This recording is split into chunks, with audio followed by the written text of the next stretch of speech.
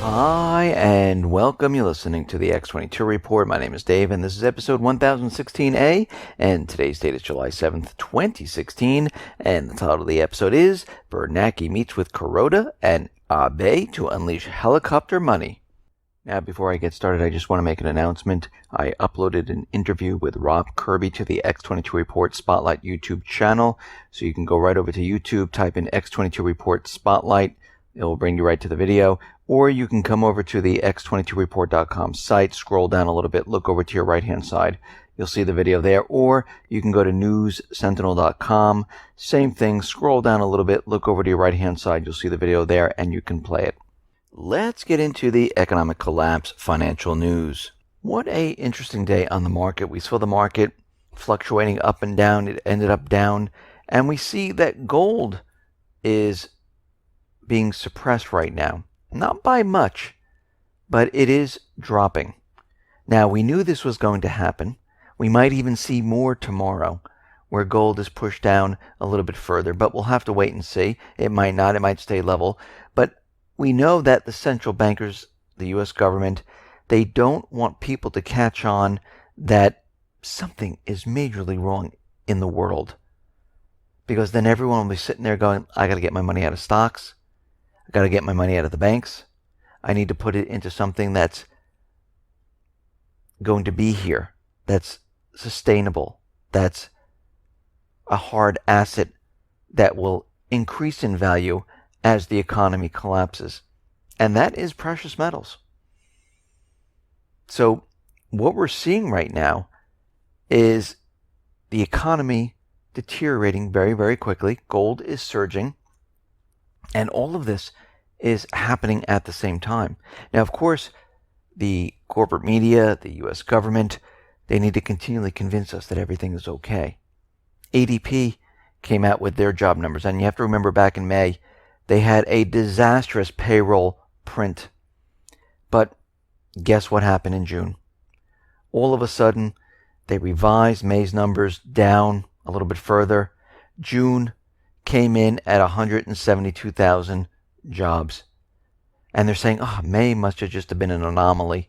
It's not really a big deal. Don't even look at it. We're back on track. We messed up on our manipulation in May. We manipulated here in June. We're A-okay. But very interestingly, manufacturing lost about 5,000 jobs. Construction lost about 12,000 jobs. And where do we see the gain? In service-related jobs. They soared. Now, of course, as we know, they are convincing us that we're a service country, and we realize at the same time that this cannot sustain the country. We need manufacturing. And of course, we can see these numbers make no sense. Where did these people get the jobs once again? We see restaurants, we see retail stores, traffic is slowing up, business is not as good. We see many stores contracting and closing and laying off people. And the only place that they're really going is into healthcare. Because what can the government control at this point? Well, they use the healthcare, Obamacare, to control the spending. They show, people are out there spending like crazy. And they show a number, and of course, it's linked to Obamacare. Of course, premiums are continually rising, so it shows that people are spending more and more. And then they add that into GDP to show that, yes, look, the service industry is doing well. But all of this is an illusion. People are not spending. People are barely getting by, and they're saying, well, I have to pay this enormous amount, or I don't have health insurance. So they have no choice, but it doesn't go for anything. Now, we're getting an indicator in retail malls that vacancies, they are on the rise. And what we're seeing right now is that in the second quarter, vacancies have increased. They've gone from 7.8% to 7.9%, and they're noticing that throughout this year, they're going to jump even further. Malls are having a huge problem. Stores are leaving the malls. And of course, everyone's saying, well, everyone shops online. Well, if that was true once again, we would see an incredible surge in online sales. It's very funny because Amazon is looking to set up a brick and mortar type of store. So they're going in the opposite direction. But of course, everyone wants to convince themselves that it's because of the internet. It's because of online sales. This is why the brick and mortar stores are doing poorly. Actually, the reason why retail is not doing well is because people don't have jobs. They don't have discretionary funds to go out and say, you know something, let's go buy this new TV. Let's go buy this new product. Instead, people are saying, we can do with what we have right now. We don't need any more. And this is exactly what people are doing today. Now remember, in retail sales, yes, they have credit card offers. They'll give you a credit card. They'll say no interest for the first 30 days. But when you look at the auto industry, you look at the student loan, you look at the housing market, the central bankers did have the ability to control the purchases there because they were able to say, listen, you come in, you want this brand new shiny car? Well, you have no credit, no problem. You have no down payment, no problem. We'll just let you have the car. Go ahead, drive it off the lot. And this is how they're able to use debt to get people to make these big purchases, even though people have nothing in the bank. We see the same thing with housing. This is why they're continually lowering their standards, is they need more and more people to purchase. So they're telling people, listen, subprime, no problem. No down payment, no problem. No money in the bank, no problem.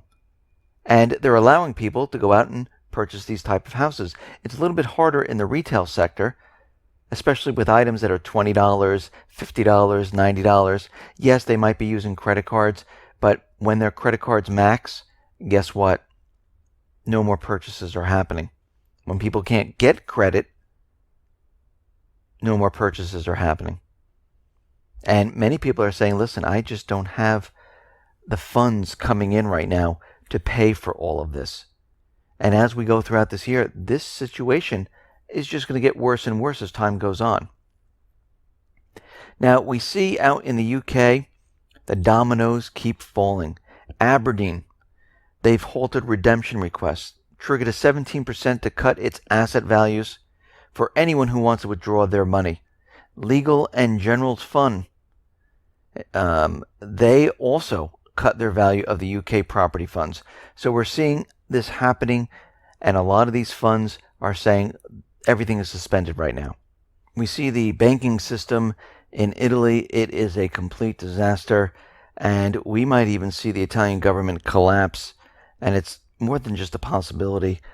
They have a referendum that is set for October, and we'll have to wait and see how that turns out. But when we look at the EU and we look at how countries are doing under the EU, we see Germany, UK, France, they're doing pretty well. Spain, Italy, Greece, they're not doing so well. So what we're seeing right now is certain countries are doing well, and other countries, they're suffering.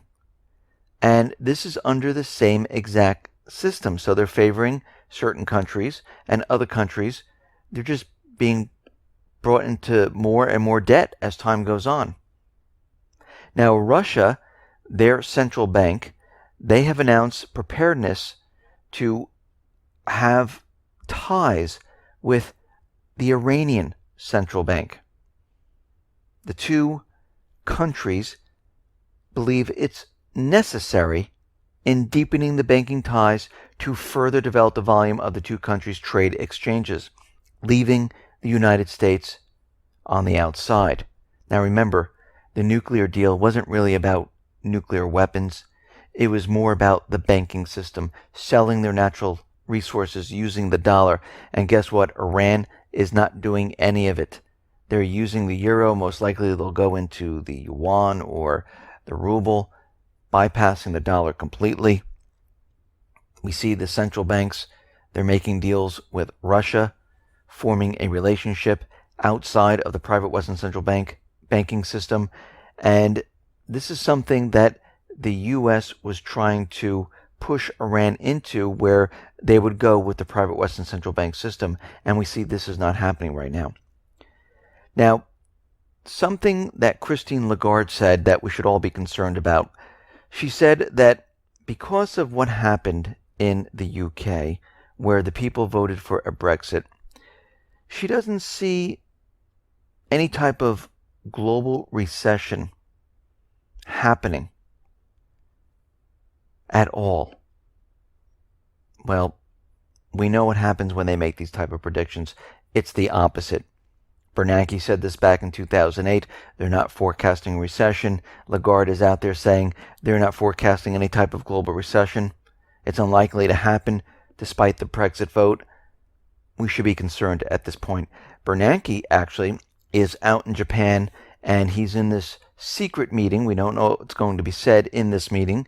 He's with Kuroda and Abe, but people are looking at this meeting and saying, well, maybe it's time for helicopter money. And we can see right now, Kuroda says, absolutely not. We will not provide helicopter money.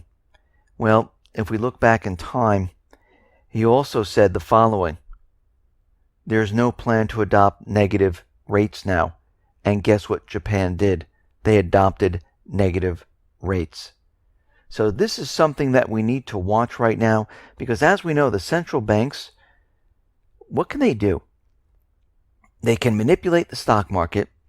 They can create currency. They can manipulate the banking information.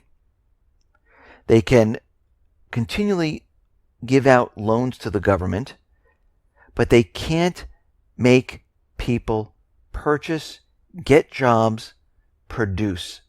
And this is the major problem. So the only things they can do is then give money, currency, to the people. Is this going to help? No, they're going to flood countries with currency, which will devalue the currency, which will cause inflation. And is this going to help at all? Absolutely not. Has QE helped? No, it created bubbles. Has negative interest rates helped? No. And this is not going to help. All this does, it just prolongs the inevitable. That is it. Listen, everyone, thanks a lot for listening. Be well, be safe, and especially be prepared. Thanks a lot.